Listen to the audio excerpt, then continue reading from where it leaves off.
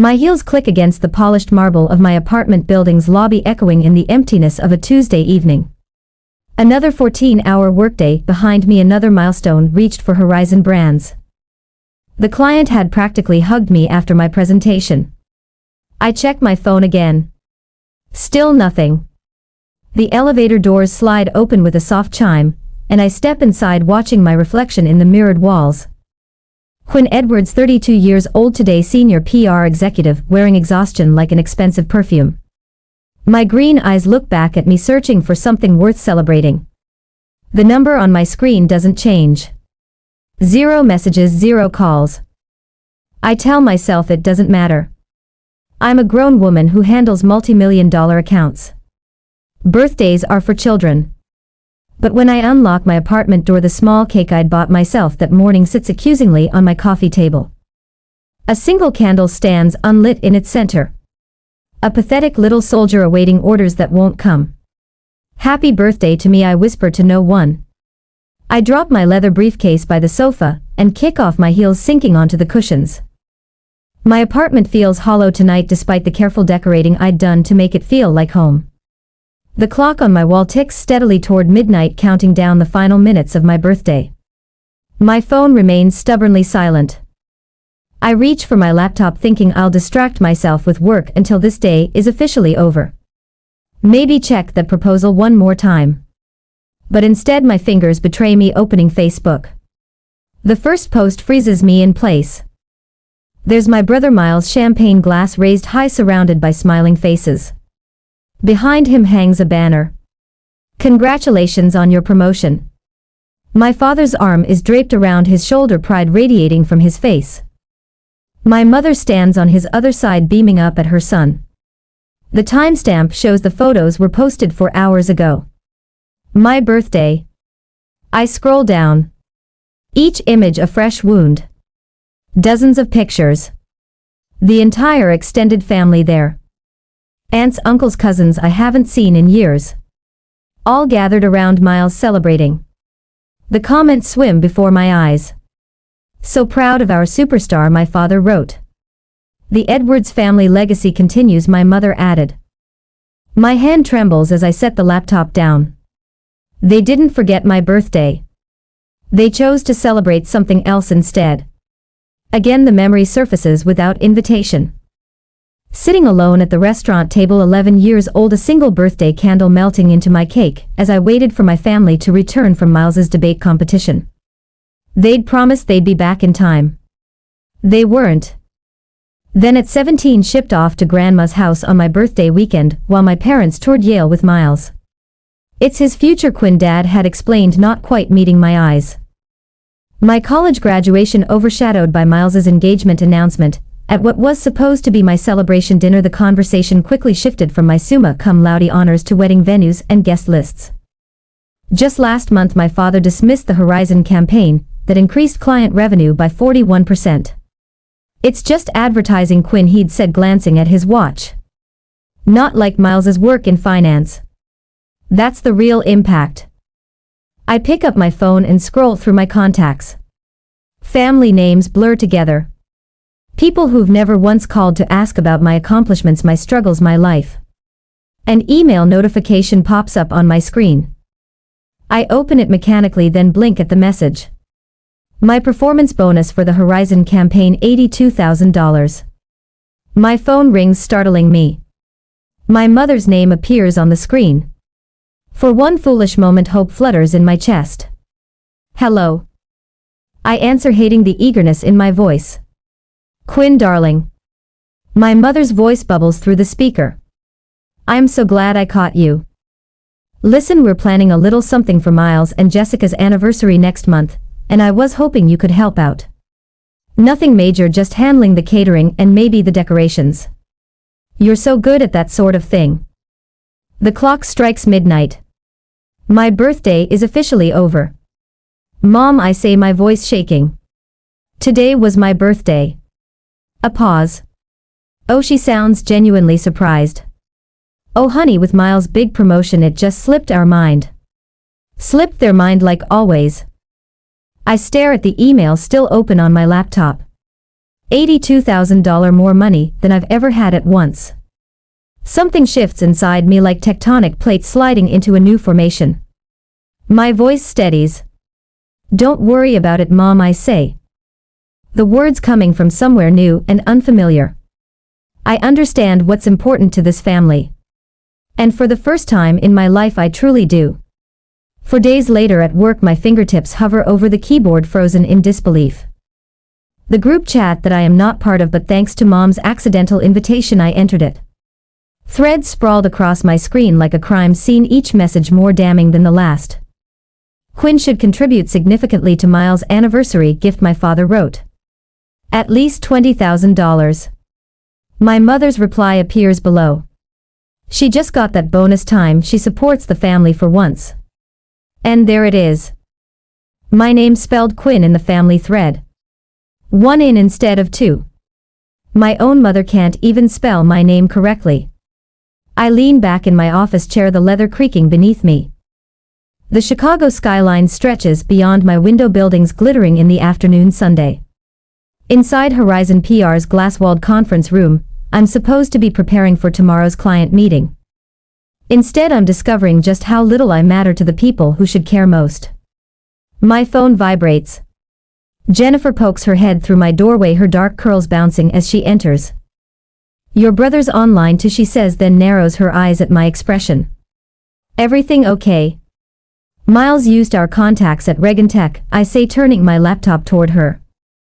Pulled their marketing director into a meeting for his investment firm without asking me.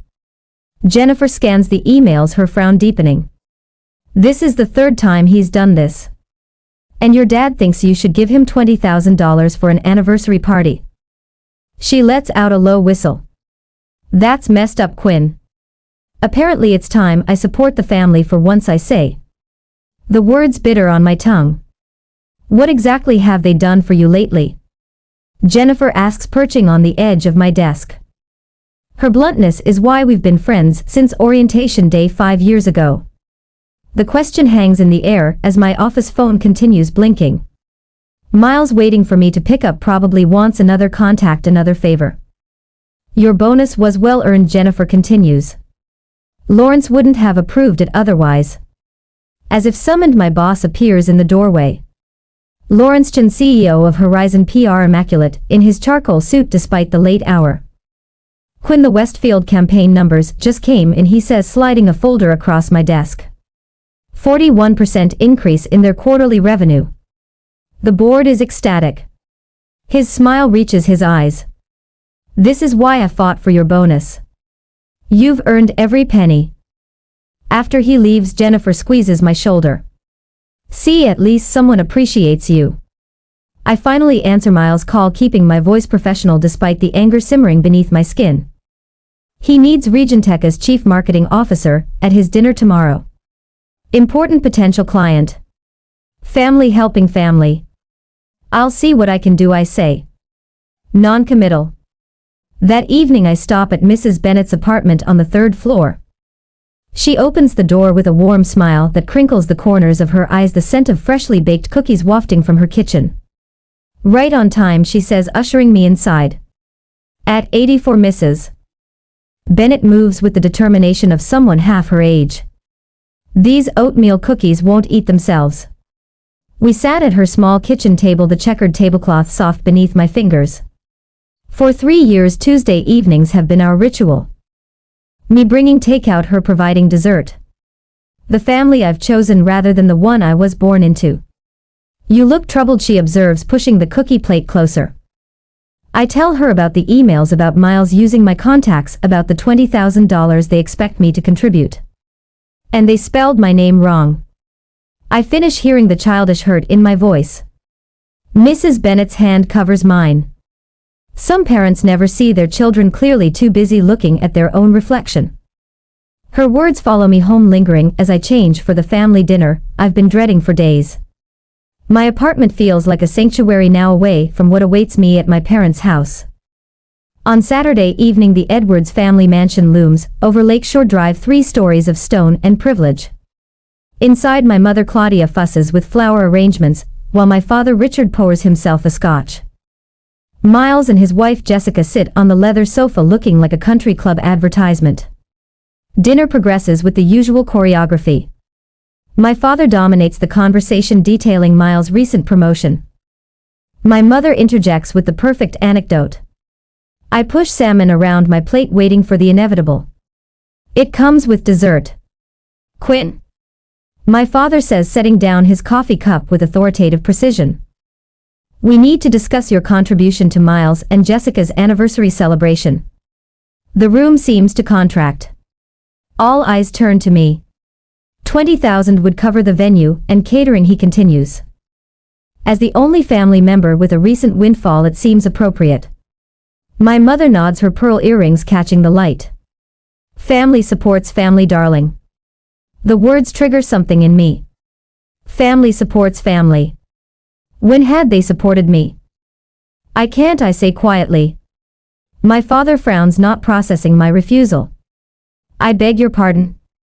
I can't contribute $20,000. My voice steadies. That's a quarter of my bonus.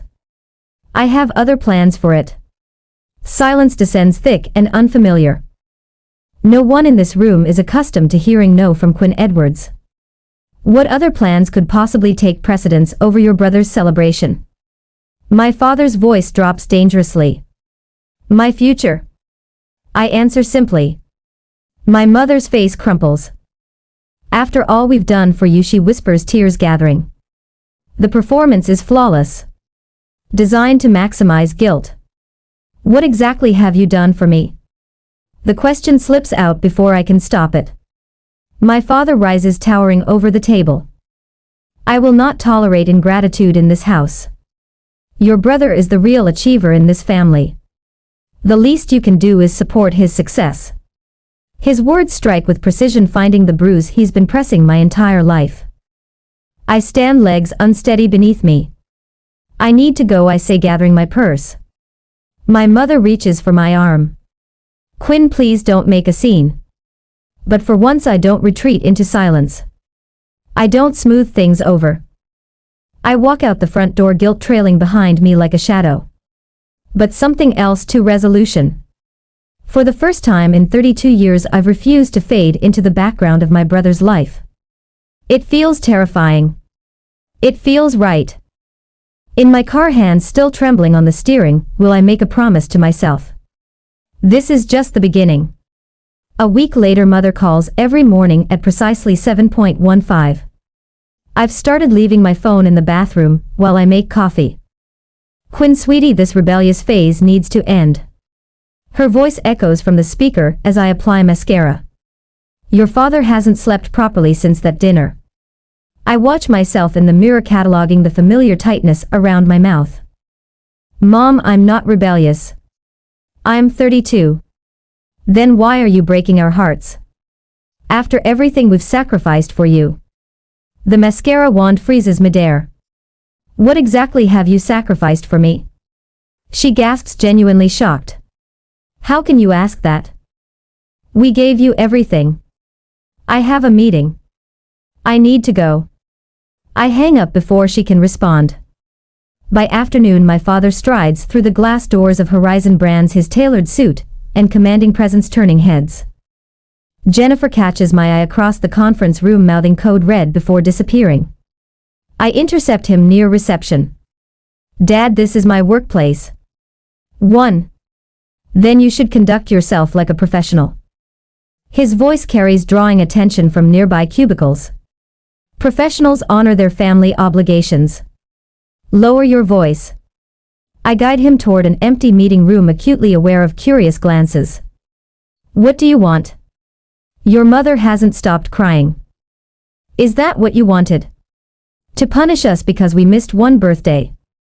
The dismissal ignites something molten inside me. 1. Try 20 years of birthdays, graduations, and achievements. You always exaggerate. He checks his watch. The point is, Miles deserves our support.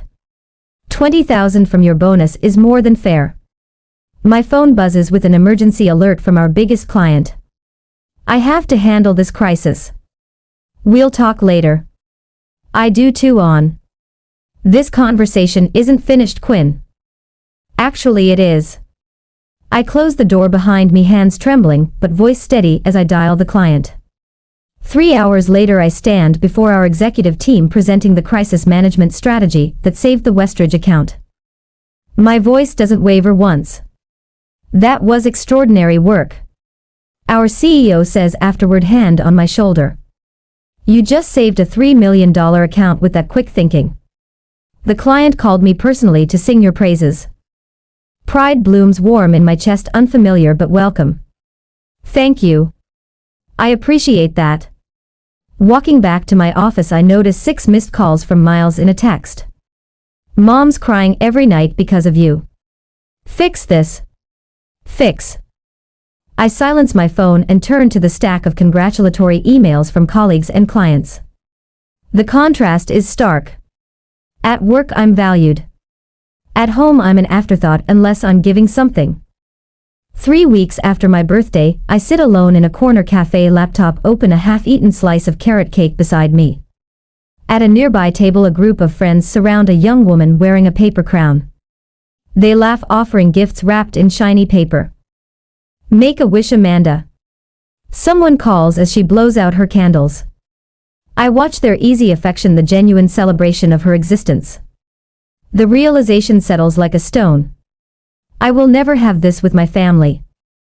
No amount of achievement will make them see me. My fingers hover over the keyboard. Without quite deciding to, I type Lakefront Property, Michigan. The search yields dozens of results. I click on one. A 4-bedroom house with wide windows facing the water. Wooden deck wrapping around 3 sides. Mature pine trees offering privacy. Price: $365,000. I study the photos. Something expanding in my chest with each swipe. This could be mine. My refuge. My choice. The next morning, I call a realtor and arrange a private viewing. 2 days later, I stand on that wooden deck watching sunlight dance across the lake surface. The owners are motivated sellers. The realtor explains. They've already moved to Arizona. I'll take it, I hear myself say. I can make a substantial down payment. Her eyebrows lift. Don't you want to think about it? Maybe bring your family to see it. No. The word feels clean, definitive. This is for me. Days later, the mortgage approval comes through quickly thanks to my excellent credit. I sign papers in a quiet office, each signature feeling like a declaration of independence. Mrs. Bennett, my elderly neighbor who's shown more interest in my life than my mother ever has, accompanies me to the closing. You're doing the right thing, dear, she says, patting my hand as I receive the keys. Sometimes we need to build our own sanctuary. For the first time in weeks, my hands are perfectly steady. I spend weekends at the lake house, transforming it room by room. The walls fill with framed awards and photographs of moments I'm proud of: my college graduation, the team celebration, after landing the Westridge account, the magazine cover featuring my PR campaign. The master bedroom becomes my favorite space. I hang a small wooden sign on the door, the birthday suite. Inside, I place a reading chair by the window overlooking the lake, stack books I've always wanted to read on the nightstand, and splurge on the softest bedding I can find. On a bright Sunday, I type out housewarming invitations to Jennifer, my colleagues, and Mrs. Bennett. My finger hovers over my family contacts, a lifetime of conditioning urging me to include them. Instead, I press send only to those who have celebrated my successes, who see me clearly. The action feels small but momentous, like the first stone in a foundation of boundaries I'm only beginning to build. That night, I sit on my deck watching stars reflect on the dark water, phone deliberately left inside. For the first time in my adult life, I feel powerful. Not just successful or accomplished, but powerful in the way that comes from choosing yourself when no one else will. Tomorrow the calls will continue, the guilt trips will intensify. But here in this space that belongs only to me, their voices finally begin to fade. On Sunday, my thumb hovers over the post button, 3 deep breaths. Then I press it. The photo isn't particularly special, just me on the new cedar deck, barefoot, with a glass of Pinot, where Lake Michigan stretching blue and endless behind me. What matters is the caption weekend at my new lake house birthday gift to myself. I set my phone screen down on the weathered wooden railing and lift my face to the golden Michigan sunset. The September air carries a hint of autumn crisp against my skin. For 20 minutes I simply breathe, watching light dance across gentle waves while chickadees call from nearby pines. When I finally check my phone, the notification count stops me cold. 17 missed calls, 32 text messages. My mother has called 8 times in 15 minutes. I silence the ringer and slip the phone into the pocket of my jeans. Not today. Instead I settle into the Adirondack chair I assembled myself yesterday, after writing invitations, and watch the sun sink lower, painting the water in shades of amber and rose. The lake house is an enormous 4 bedrooms, open kitchen, stone fireplace, but every inch belongs to me. Every decision, from the sage green exterior paint to the vintage brass doorknobs, reflects choices I made without seeking anyone's approval. My phone vibrates again, persistent as a wasp. When I glance at the screen, Jennifer's comment appears. "You deserve this and more. Can't wait to see it in person." Monday morning at work brings 6 voicemails from my mother, each progressively more frantic than the last. "Quinn, call me back immediately. Where did you get money for a house? Your father wants to know. This is completely irresponsible behavior. Call us. People are asking questions we can't answer. How do you think this makes us look? Your brother is driving to your work right now. You better be there." The final message arrives at 10 a.m. "There's a family emergency meeting tomorrow night. We expect you there. Don't make this worse than it already is." I delete them all and make blueberry pancakes in my new kitchen. By afternoon I've hung curtains in the master bedroom and assembled the patio furniture when my work phone rings. "It's Jennifer. Your brother showed up at the office looking for you," she says without preamble. "He seemed pretty shaken when I told him you'd taken the week off. Asked if I knew where you were." What did you tell him?" "That your whereabouts weren't my information to share." "Then he got that Edward's family look, you know, the one, like I was the unreasonable one for respecting your privacy." I laugh, surprising myself with the sound. "Thank you." "Don't thank me yet." He cornered Devin from accounting, who mentioned something about Michigan. So heads up, they might figure it out. I gaze out at my lakefront property where autumn leaves drift across fresh-cut grass. Let them. Saturday brings my improvised housewarming. Colleagues from the agency arrive with practical gifts and genuine smiles. My boss Greg brings an expensive bottle of Cabernet with a handwritten note to celebrating yourself. We toast on the deck while watching boats drift by. Mrs. Bennett arrives last, her silver hair swept into an elegant bun. She carries a quilt made from fabric scraps in shades of blue and green. "For your bedroom," she says, eyes crinkling with warmth. Every home needs something handmade with love. I blink back unexpected tears as she wraps her arms around me. "I'm so proud of you," she whispers. We grill steaks and corn on the deck. Someone brings a portable speaker. An 80-second music mingles with laughter and conversation. I take photos of everything. Friends sprawled on new furniture. Sunset reflections in windows. Mrs. Bennett teaching Jennifer how to properly fold napkins. I post these images too, each one highlighting the absence of my family while showcasing the people who actually show up for me. Sunday evening, my father texts. "Where did you get house money?" Answer immediately. I pour another glass of wine and don't respond. On Monday I came back to work and the family gossip network was fully activated.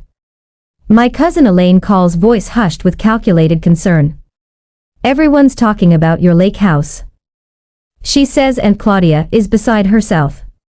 "Uncle Richard wanted to call in a family meeting, but you weren't there." "I was busy hanging shelves," I reply, surprised by my own calm. "Quinn." She pauses dramatically. "People are saying things." "What things?" "That you've been hiding money. That you're having some kind of breakdown. That this is all because you're jealous of Miles' success." I laugh, then a real laugh that bubbles up from somewhere new inside me. That sounds exactly like something my family would say. The call that finally comes Thursday night is from my mother. I answer on the fourth ring, settling into my porch swing.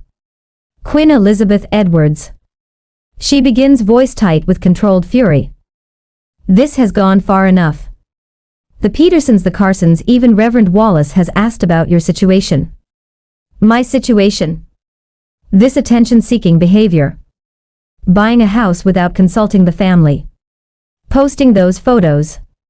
People are asking questions. I rock gently, watching a heron glide across the water. What questions? Her voice drops to a whisper. Why you would need to buy yourself a birthday present. Why we weren't there to help you celebrate. It's creating a very uncomfortable situation for this family. How interesting. I keep my voice light. It's almost like actions have consequences. We need to fix this. Her voice hardens with purpose. I'm organizing a family dinner Sunday night. Your father and I will explain that this was all a misunderstanding. That we've always supported you. The old Quinn would have agreed immediately. Desperate to smooth things over. But that Quinn doesn't live here anymore. I'm available Tuesday next week. I say instead. 7 o'clock. And I'll bring the photo albums. What photo albums? I smile into the phone. The ones I've been keeping since I was 11 years old. Documenting everything. Documenting. For once my mother has nothing to say. On Tuesday next week, the granite steps of my parents' mansion stretch before me like a courthouse walkway. I grip the 3 photo albums tighter against my chest. My knuckles widening around their edges. The evening sun casts long shadows across the manicured lawn. Shadows that seem to reach for me. Trying to pull me back into old patterns. I ring the doorbell instead of using my key. Tonight I'm not family. I'm a prosecutor with evidence. The heavy oak door swings open. Dad stands there. All 6'2" of him framed in the doorway. His silver hair perfectly combed despite the hour. His eyes flick to the albums in my arms, then back to my face. You're late, he says, turning away without waiting for a response. No hug. No smile. Just criticism. I follow him into the foyer where Mom waits, tissues already clutched in her hand. Her eyes are red-rimmed, makeup carefully applied to look like she's been crying without actually ruining her appearance. Quinn. Her voice breaks dramatically. We've been so worried. I don't answer. The script is too familiar, her tears, my guilt, my eventual surrender. Not tonight. Miles appears from the living room, drink in hand.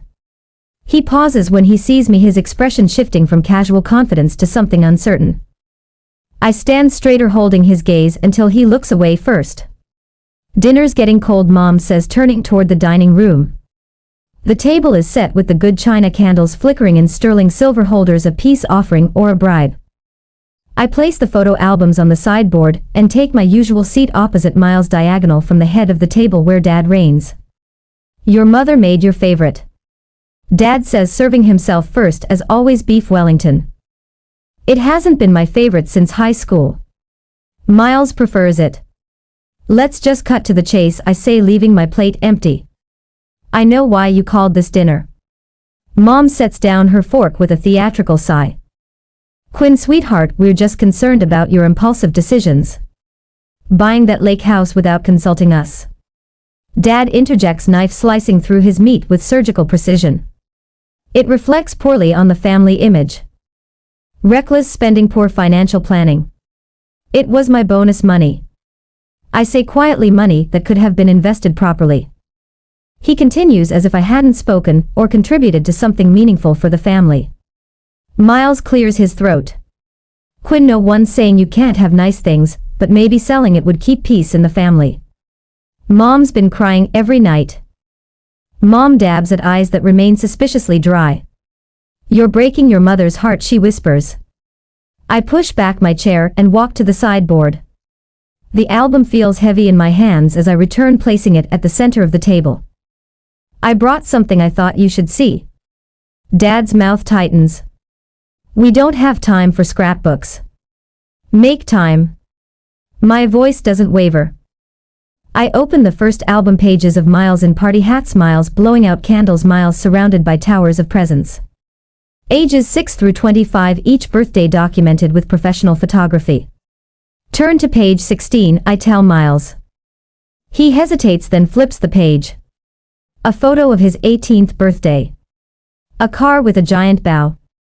Dad handing him keys. Mom crying tears of actual joy. I slide the second album forward. This one's mine. Mom reaches for it first. Her fingers tremble slightly as she opens it. Empty pages stare back at her. A few scattered photos, me alone with store-bought cupcakes. One of Mrs. Bennet hugging me on my 30th. Nothing else. There was nothing to put in it, I explain. On my 21st birthday you were at Miles' engagement party. Remember?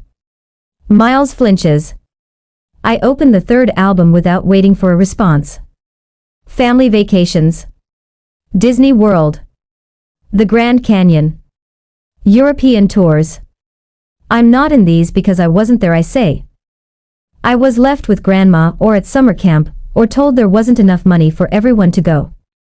Dad stands abruptly, chair scraping against hardwood. What's the point of this melodrama, Quinn? You've always been the difficult one. The point is evidence. Next comes a spreadsheet printed and highlighted. This tracks family spending. Miles versus me. College tuition. Birthday gifts. Car down payments. Family trips. The numbers tell their own story. Thousands for Miles, hundreds for me. And this, I say, pulling out a worn diary page, is from when I was 9. I read aloud, maybe next year they'll remember my birthday without grandma calling to remind them. Finally I produce a photograph. Christmas dinner 3 years ago. An empty chair at the table, a place setting with my name on a card. I was in Chicago working. You knew I couldn't come, but you set a place anyway, took this picture and sent it to me with "We missed you." You wanted me to feel guilty for not being there. But I was the only one who noticed something. I point to the chair, look closer. Mom takes the photo, squinting. That's not my usual chair, I say quietly. That's where guests sit. Even when you're pretending I belong, I'm still an outsider. The silence stretches between us, taut as a wire. Dad's face darkens to crimson. What do you want from us, Quinn? An apology? Fine. We favored Miles. He was always the priority. He's carrying on the Edwards name, the Edwards legacy. Mom crumples, real tears now. We didn't mean to. It just happened.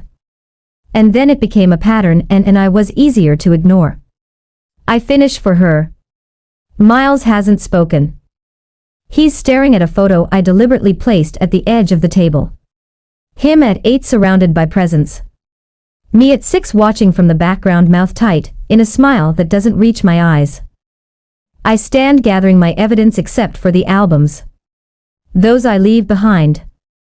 I don't need your approval anymore. I say, voice clear and steady, I don't need your love or your attention or your validation. I waited 32 years for you to see me. I'm done waiting. I turn toward the door, shoulders straight, steps unhurried. Behind me Miles calls my name. Mom sobs. Dad remains silent. I pause at the threshold, not looking back. The albums are yours to keep. Consider them a gift. The door closes behind me with a quiet click that echoes like thunder. A year later, on my birthday, the morning sun paints gold across my lake house deck as I arrange a tray of fresh fruit beside a champagne bucket. 33 candles waited on the cake. Jennifer insisted on bringing one for each year plus one for luck. Need any help? Mark from marketing calls from the sliding door, balancing a platter of pastries. Just set those anywhere. I smooth my red sundress and check my watch. Everyone should be here within the hour. A year makes quite the difference. Last birthday I sat alone in my apartment with a store-bought cake. Today my deck bustles with colleagues and new friends, all here to celebrate me. My phone buzzes with congratulatory texts about my promotion to senior director. The timing feels poetic, announced yesterday, celebrated today. The lake sparkles beyond the railing, reflecting the sky that matches my mood. Dr. Lavish, my therapist, would call this progress. Our weekly sessions have helped me understand the family dynamics that shaped me. Generational patterns, she calls them. Breaking them takes courage. Courage looks like spending Thanksgiving at a resort in Vermont instead of my parents' house. Like muting group texts when they turn manipulative. Like building my own traditions from scratch. Quinn. Jennifer raises her mimosa glass. To the birthday girl who taught us all how to choose ourselves. Glasses clink. Laughter ripples. I absorb the warmth of genuine connection, so different from the hollow performance of family gatherings. A car door slams out front. I know that engine sound. My brother's BMW. Miles stands awkwardly at the edge of the deck holding a wrapped package. The party conversation dims as he approaches. Sorry to crash, he says. I wanted to give you this in person. We haven't spoken since the photo album confrontation. Since he watched his perfect family narrative crumble under the weight of evidence. Join us, I say, surprising myself with how much I mean it. Later, when the party moves indoors, Miles and I sit at the end of the dock. The package rests between us, still wrapped.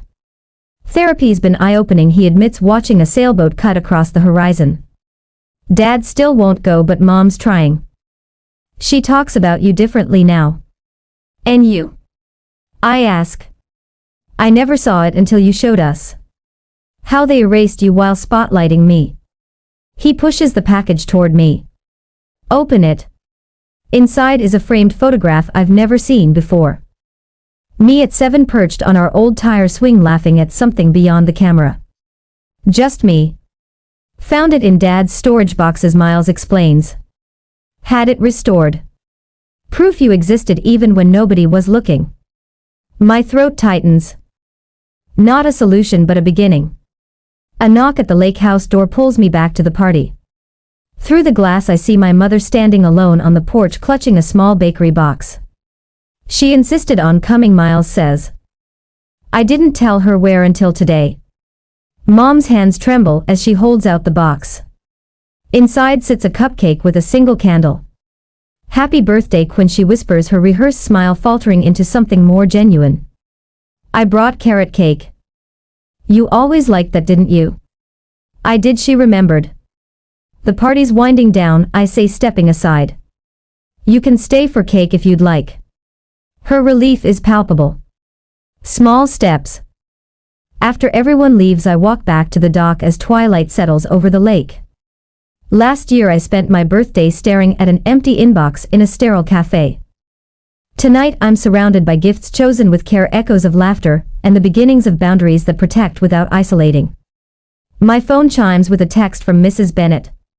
Did you enjoy your day, dear? I smile as I type my reply. For the first time, I truly celebrated myself. The lake house windows glow behind me, light reflecting on the gentle waves. I raise my glass to my silhouette against the sunset, toasting the woman who finally learned that validation begins within. What gift have you given yourself that changed everything?